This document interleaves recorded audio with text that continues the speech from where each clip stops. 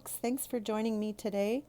Today we're going to be doing a heart-shaped stone because Valentine's Day is just around the corner. I made this stone by using one of the molds from the Happy Dotting Company. I've left a link to her Etsy shop in the description below, so please feel free to hop on over to her shop after you watch the video. I start with 2 coats of white paint for my base.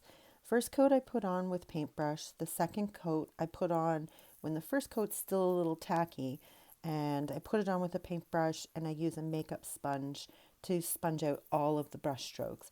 This way I end up with a nice even surface so that I can paint my design on.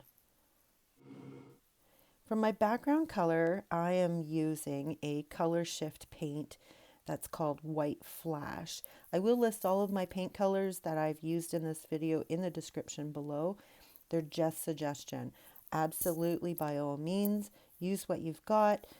Make your own design, use your own favorite colors. It's all about you. I'm just here to give you some inspiration and to provide you with maybe a little bit of direction. But again, this is all about interpretation on how you want to see your design. I'm using the back end of a crochet hook to do my dots.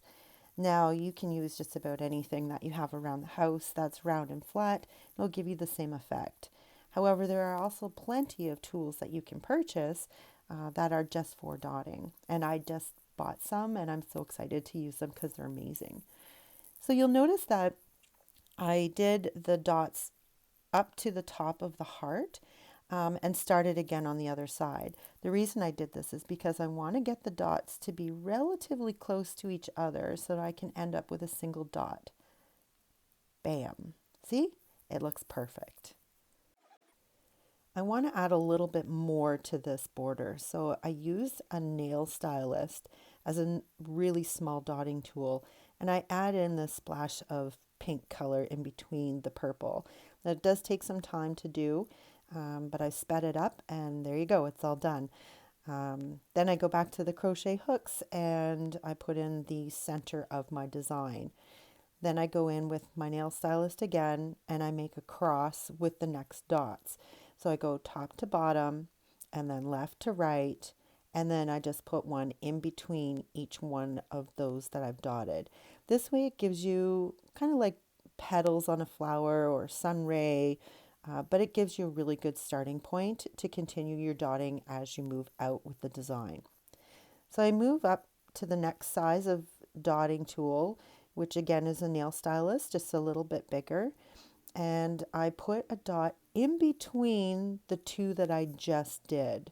So it's now growing out and becoming bigger. Back to my crochet hooks, I'm doing the same thing again, using a different color, making sure that I get those dots in as close as I can, but not touching in between the last 2 dots that I just finished. So now you can see that the pink dot is in line with the light purple dot on the opposite side of the dark purple dots, if you understand what I'm saying.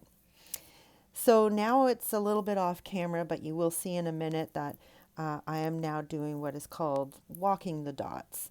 Now, this isn't a technical term or an official term. It's just something that makes sense. So you take your dotting tool, you tap it on once, and then you walk around the pink dot. Then you come back and do it again. As you do this, the paint is coming off of your dotting tool so that less and less is being applied, which makes the dots smaller as you go without having to reload your tool. It's one of the coolest effects that I love doing. You can do it walking down, you can do it walking up. There's so many different things you can do. You can layer them. Oh, there's just so much.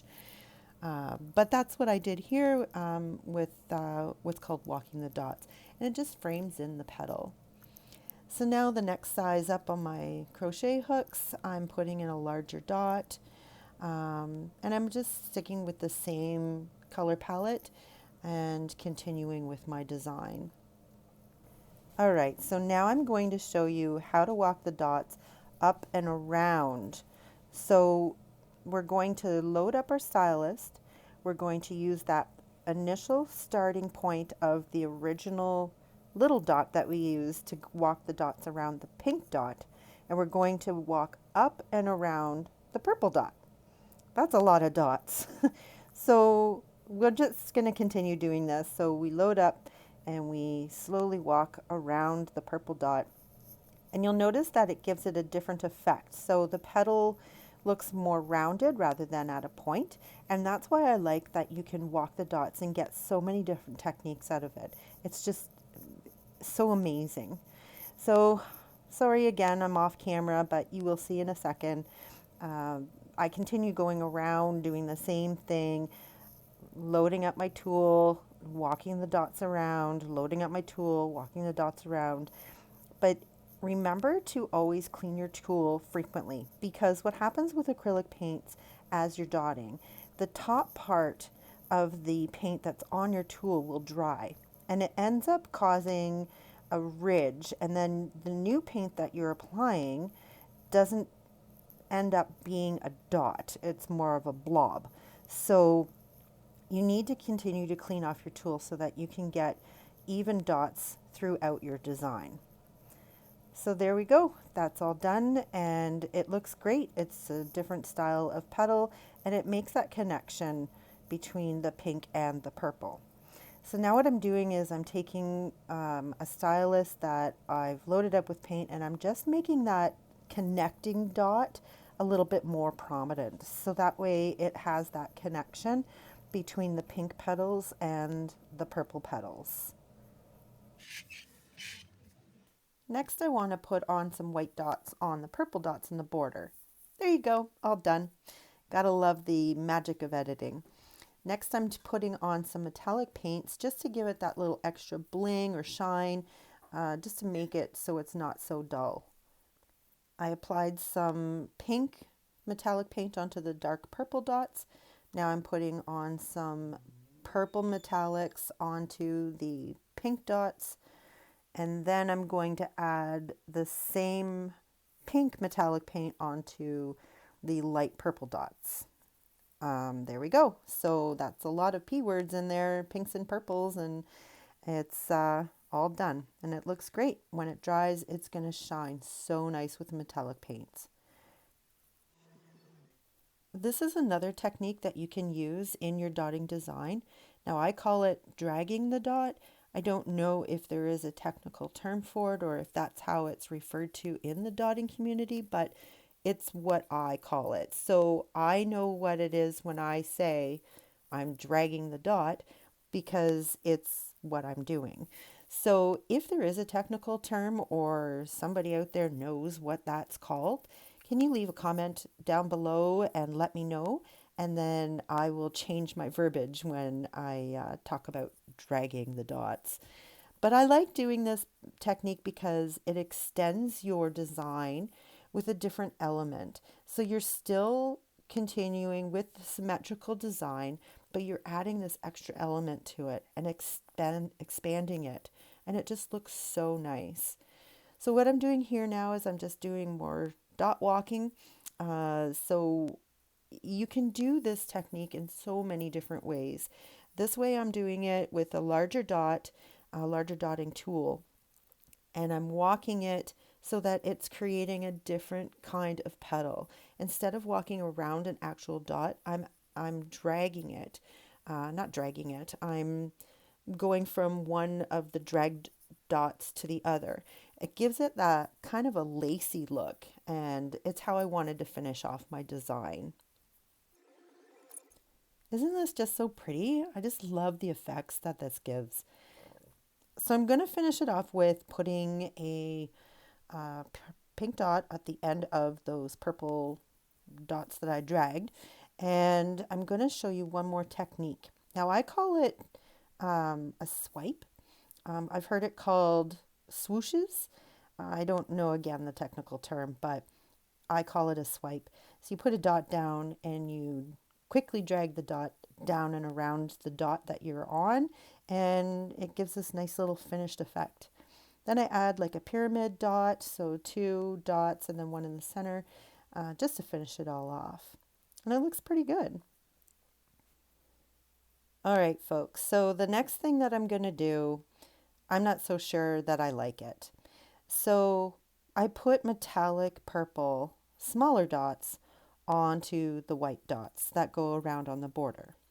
To me, they now look like bullseyes, which I'm not too fussy on because it just takes away from the design, in my opinion. What do you think? Leave me a comment below and let me know if you liked it better just as white dots or if you like this bullseye effect. I don't know. I'm not too fussy on it, but it might look okay once it's dry. So we'll just have to wait and see. So of course, the last thing I do is I want to give some depth and dimension to those dots that I drag. So I'm going to do the same technique, but I'm using white paint. So this just gives it sort of like a nice dimensional effect, almost like it's shadowed. And I do all of them all the way around. It's just a nice little finishing touch that you can do, very quick and easy, and it just adds that extra depth to your design by using a dark color and a light color against each other. And for me, I love it. I think it looks so amazing, and it defines those drag dots. It just defines them a lot better.